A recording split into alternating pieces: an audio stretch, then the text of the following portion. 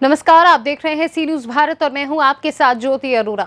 वक्त हो गया है न्यूज बुलेटिन का, जिसमें हम जानेंगे कि कहां रेल कर्मी को दी गई सम्मान पूर्वक विदाई, किसने किया शहीदों की प्रतिमा पर माल्यार्पण और कहां सड़क हादसे में 2 युवकों की हुई मौत। इन सभी खबरों को जानेंगे विस्तार से, तो आइए नजर डालते हैं इस वक्त की बड़ी खबरों पे। बेतिया जिले के नौतन प्रखंड से ऐसी खबर सामने आ रही है जो आज के समय में गरीब परिवारों को राशन का समय से वितरण नहीं होना एक बड़ी समस्या बन चुकी है। जहां जिला प्रशासन से प्रखंड प्रशासन के सामने जल जमाव की समस्या को अनदेखी किया जा रहा है, जिसके चलते गरीबों तक समय से राशन नहीं पहुंच पा रहा है। एक तरफ जहां सूबे के मुखिया व एनडीए की सरकार विकास के ढिंडोरे पीट रही है, वहीं प्रखंड कार्यालय के सामने ही विकास का पोल खुलती दिखाई दे रही है। तस्वीरों में साफ देखा जा सकता है कि खाद्यान्न से लदे वाहन प्रखंड मुख्यालय में ही जल जमाव होने के चलते फंस चुके हैं, जिससे खाद्यान्न के वितरण को काफी प्रभावित कर दिया। लेकिन अभी तक इस पर प्रशासनिक नजर नहीं पड़ी, जिस कारण प्रधानमंत्री गरीब कल्याण योजना का लाभ लाभुकों को समय से नहीं मिल रहा है। वहीं एफसीआई गोदाम के सहायक प्रबंधक मोनिका कुमारी ने बताया कि जून माह का राशन मात्र 30% तक डीलरों को गोदाम तक पहुंचा पाया। वहीं अभी 70% डीलर खाद्यान्न से वंचित हैं, जिसका मुख्य कारण सड़क पर कीचड़, पानी एवं गड्ढे का हो जाना है। वाहन गोदाम से निकलते ही कीचड़ में फंस जाते हैं और निकल नहीं पाते। उन्होंने ये भी बताया कि पानी की निकासी नहीं होने के कारण समस्या बनी है, जिसके चलते एक गोदाम बंद रहता है, उसमें खाद्यान्न होने के बावजूद भी उसे वितरण नहीं कर सकते हैं। दूसरे गोदाम का मात्र एक ही पॉइंट काम करता है, उसमें भी गाड़ी फंसने की समस्या बनी रहती है, जिसके चलते समय से डीलरों तक राशन नहीं पहुंच पाता है। मैं मोनिका कुमारी हूँ, सहायक प्रबंधक के पद पर नौतन गोदाम बेतिया में पोस्टेड हूँ। यहाँ का समस्या यही है कि यहाँ पे गोदाम पे जल जमाव हो जाता है, पानी का निकासी नहीं है, जिसकी वजह से एक गोदाम बंद रहता है, जिसमें खाद्यान्न होने के बावजूद भी हम उसको इशू नहीं कर सकते हैं। वहाँ पे गाड़ी फंस जाता है और गाड़ी निकाल नहीं सकता। जितना जमाव है गाड़ी जिसमें खाद्यान्न जितना रख सके हैं बस उतना ही है, ना उसमें रख सकते हैं ना निकासी कर सकते हैं। दूसरे गोदाम में जिसमें है उसे खाद्यान्न को वितरण कर रहे हैं, उसका भी एक ही पॉइंट काम करता है, उसमें भी गाड़ी फंस जाने की समस्या होती रहती है, जिसके कारण से हम अभी तक डीलरों को पूरा खाद्यान्न अभी तक वितरण नहीं कर पाए हैं। मात्र 30% तक ही हमारा वितरण हो पाया है। बेतिया से कैमरा पर्सन शेख फखरुद्दीन के साथ विनोद कुमार की रिपोर्ट।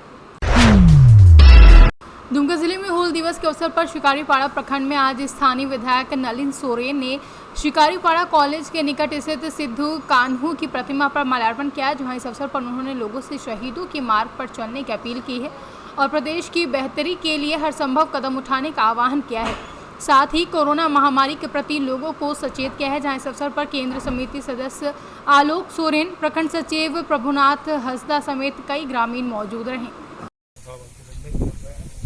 और माल्यार्पण केवल हम लोग माल्यार्पण करें और इसी तरह से इस हूल दिवस को याद करते हुए 166वां हूल दिवस को याद करते हुए आगे इनकी जो प्रेरणा है, राज्य का लोग सुखी संपन्न रहे, यही शुभकामनाओं के साथ आज का ये हूल दिवस का जो माल्यार्पण कार्यक्रम है दुमका से सी न्यूज संवाददाता सद्दाम हुसैन की रिपोर्ट। उत्तर प्रदेश के जनपद लखीमपुर खीरी के मैगलगंज रेलवे स्टेशन पर पिछले करीब 30 वर्षों से कार्यरत रेलवे कर्मी सईक अहमद को सम्मानपूर्वक विदाई दी गई है, जहां विदाई समारोह में रेल कर्मी को फूल व नोटों की मालाएं पहनाई गई। सहकर्मियों का साथ अन्य लोगों ने उन्हें उपहार भेंट किए तथा उनके उज्जवल भविष्य की कामना की है।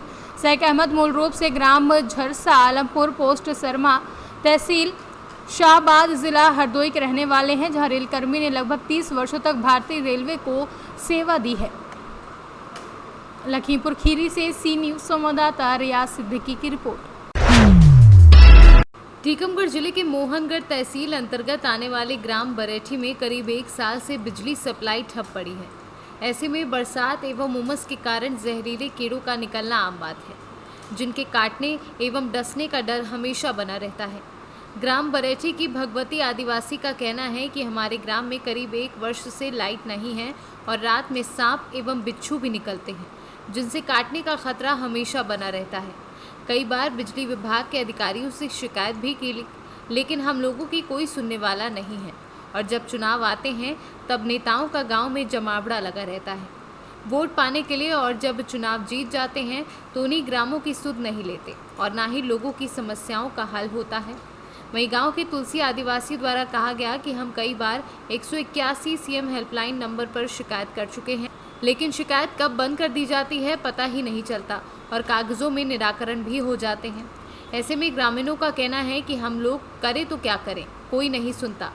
अब खबर दिखाए जाने के बाद देखना ये होगा कि इन ग्रामीणों का अधिकारी द्वारा हल निकलता है या स्थिति जस की तस बनी रहती है।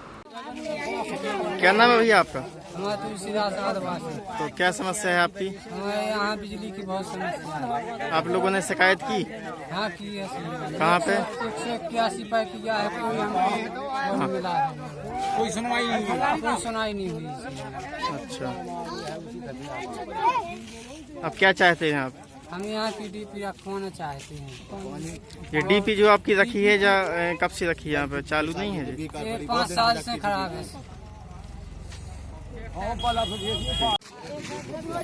क्या नाम है आपका? मेरा नाम है काली चैन। तो क्या समस्या है आपके गांव की? समस्या हमारे ग्राम बरेठी खास में 5 साल से तो डीपी नहीं आई और बिल बराबर नोटिस आया है। न पीने के लिए पानी मिल रहा है, न जलाने के लिए लाइट मिल रही है। कोई अधिकारी हमारी कोई पुकार सुन नहीं रहा है कि पानी की समस्या क्या है और क्या लाइट की समस्या है।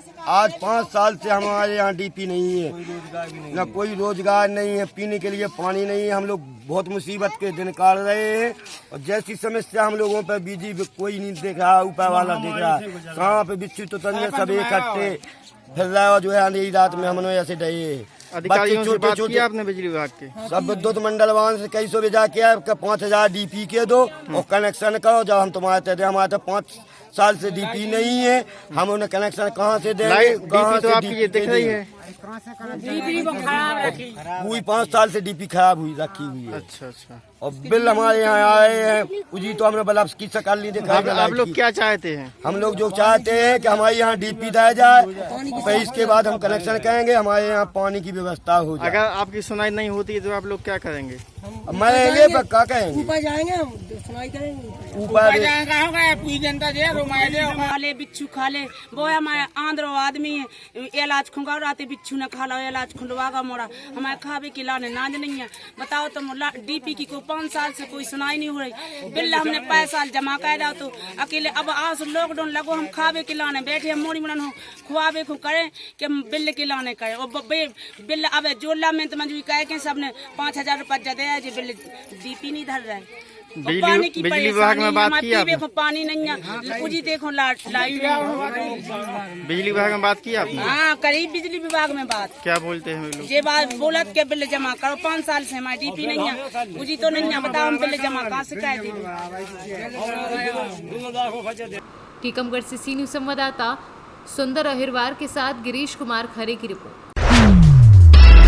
उमरिया जिले के मानपुर थाना क्षेत्र अंतर्गत डूडका तिराहे के पास बीती रात अज्ञात वाहन की ठोकर से 2 बाइक सवार युवकों की घटनास्थल पर ही मौत होने की खबर आ रही है।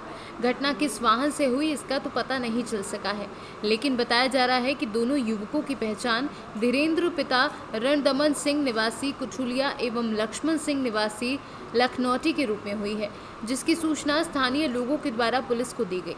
पुलिस ने मर्ग कायम कर शव को पोस्टमार्टम के लिए भेज दिया है। सूत्रों से मिली जानकारी के अनुसार दोनों ही मृत युवक ग्राम खोली गए हुए थे, वहीं से अपने गृह ग्राम वापसी के दौरान ये हादसा हुआ और उनकी मौके ये 2 मृतक 2 लोग हैं, धीरेन्द्र सिंह और परमेश्वर सिंह। तो ये लोग कल रात 12 बजे से 1:30 बजे के बीच में अपने थाना मानपुर क्षेत्र के ये दोनों रहने वाले हैं। तो ये अपने रिश्तेदार के यहाँ गए थे डोडका खोली में, वहाँ से ये लौट रहे थे अपने घर के लिए। तो बिजोरी डोडका तिराहे के पास एक अज्ञात वाहन ने इनको टक्कर मारी, जिसके कारण एक्सीडेंट होने से इनकी मौत हो गई है, जिसमें हमने मर्ग इंटीमेशन लेकर के मर्ग कायम किया है, जांच में लिया गया है। पीएम रिपोर्ट आने पर पता चलेगा क्या है कारण, और जांच का विषय है कि किस वाहन ने मारी है, इसका पता तलाश अभी जारी पर ही मौत हो गई। उमरिया से सी न्यूज़ संवाददाता केजी पांडे की रिपोर्ट। कोरोना से अगर बचकर रहना है तो वैक्सीनेशन एकमात्र उपाय है। तो इसीलिए आप सभी से सी न्यूज़ भारत की अपील है कि वैक्सीनेशन अवश्य करवाएं। फिलहाल के बुलेटिन में बस इतना ही। देश दुनिया की तमाम बड़ी खबरों के लिए आप देखते रहिए सी न्यूज़ भारत।